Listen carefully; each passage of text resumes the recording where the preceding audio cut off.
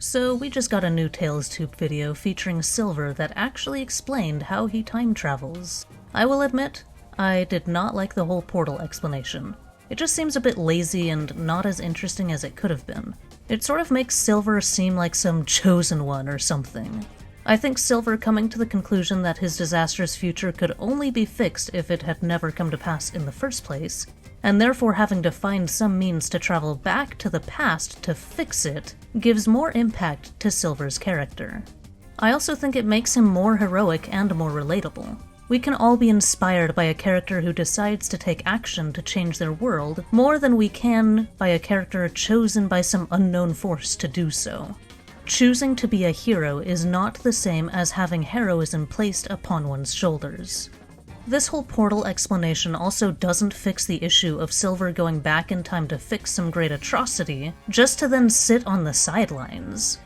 I mentioned this in another video talking about Silver, how his implementation in Forces is so dumb, and that I just don't get his gardening quest in the IDW comics. He's got to play a major role in some world-level threat if he's going back in time to fix said threat. On top of that, there are far too many instances of Silver just popping up in Sonic's present, with absolutely no justification. This portal explanation just felt like a, oh well, we've really made a mess of things, so what's the simplest way we can just hand-wave all our mistakes away? I understand that they want to try to fix the mess that's been made of the Sonic universe and lore without having to retcon things, but this explanation doesn't really do that for me. If anything, it just makes things more confusing. Sometimes the only way to fix a disaster is to go back and make changes rather than trying to implement the entire mess. I have ideas that I just touched on in that previous video of how Silver could have been better handled to make him a more interesting character. I was even ready to delve deeper into some of those things in future videos, such as a rewrite of the Sonic Forces story.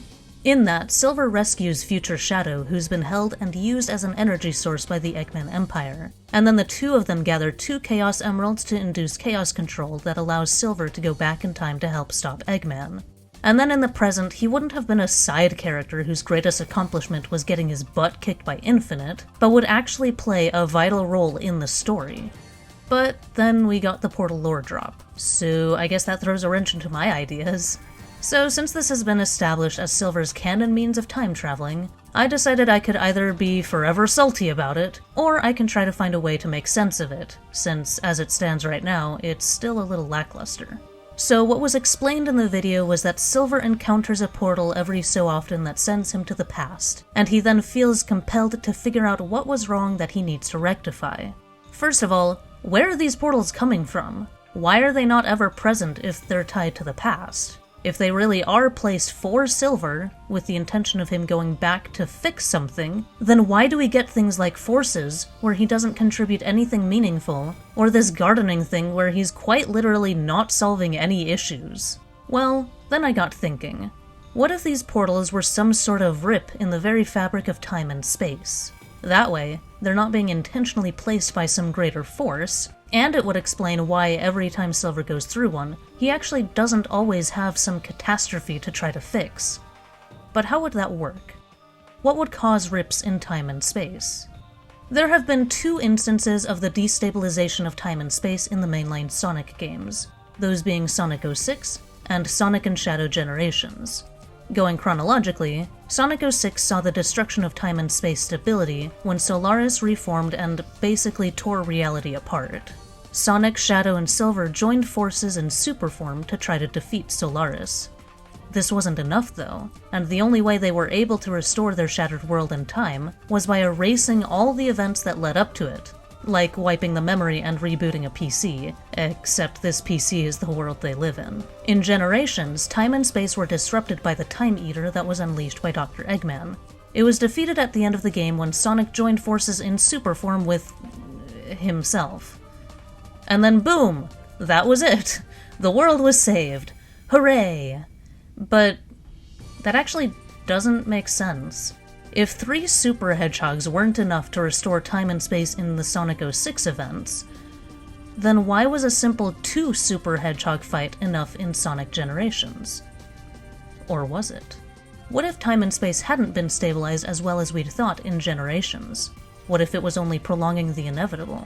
Since Sonic's time is the point in time when the Time Eater was originally unleashed, it could be treated as the point in time to act as the time naught, or time zero, for the decay of time and space stability. Over time, though, that stability would falter. This could be the reasoning for Silver finding portals in his future. The decay of time and space stability has reached the point of forming tears 200 years in the future. And since the point in time of generations is acting as the time zero for this decay, that would also explain why Silver never travels back via portal beyond that point. Now, Silver believes that these are portals calling him to a point in the past that needs his help. The first one or two may have taken him back to a point in time of catastrophe, which would be what sprouted this belief he has. So he keeps engaging with these portals as he feels compelled to do what he can to help save the world. But those first portals sending him back to a catastrophic time in history were really just coincidental. The portals don't always take him to a point where he needs to save the world, which leads to his frustration, not understanding why he can't find the disaster he must protect the future from. So that fixes the problem with why these portals don't always send Silver to a time when he needs to save the world. But it opens up a new problem. If these are just coincidental, and a result of time and space instability, then how would I explain the portals that form in Sonic's present that Silver uses to travel back to his proper time? As was explained in the TailsTube video, Silver believes these portals take him back once he has succeeded in protecting the future. Which, again, doesn't make sense, since we have instances of him bouncing around time for no reason, like DS Colors or Team Sonic Racing. Do you really expect me to believe that Silver was crucial to whatever the plot of that story was? So for the portals that form in Sonic's present that Silver uses to travel back to the future, perhaps those form due to Silver's presence in the past. Silver's displacement in time via a portal may cause local instability in time and space.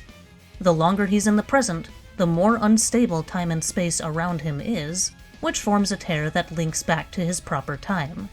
Sonic's present is still relatively stable, and so that's why these portals don't appear in Sonic's time unless Silver is there.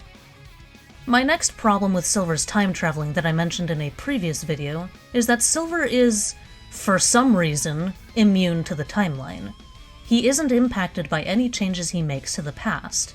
This new portal lore doesn't really address that outside of making him some chosen one sort of thing. Since I am trying to steer clear of making him a chosen sort, I'm going to try to use my explanation of this portal lore to make sense of this oddity as well. Silver's use of these tears for traveling through time would have to be the reasoning for his immunity to the timeline. Since he interacts directly with the instability of time and space, perhaps this causes him to become an anomaly as a result. So he now exists as a sort of time orphan, having been transfigured by that instability. I've just been kind of spitballing here, and making sense of time travel is always a pain in the rear. But if Sonic Team goes down this route, or something similar, I think I could come around to liking the portal explanation. For some final ideas of what could be done with this new lore, if they want to get really crazy, they could use this as a basis for a standalone Silver game further down the line. In Silver's proper time, we would see that time and space have reached a critical stage of instability. The future is ripping apart. There is a flood of portals everywhere. Silver has learned the truth of these portals by this point, coming to realize that saving the future doesn't require him to go to the past, but to instead fight this disaster here and now in his present. He has to find a way to seal these portals and to mend time and space. It would be a bittersweet ending as he comes to realize that saving his future means losing easy access to visiting his friends from the past.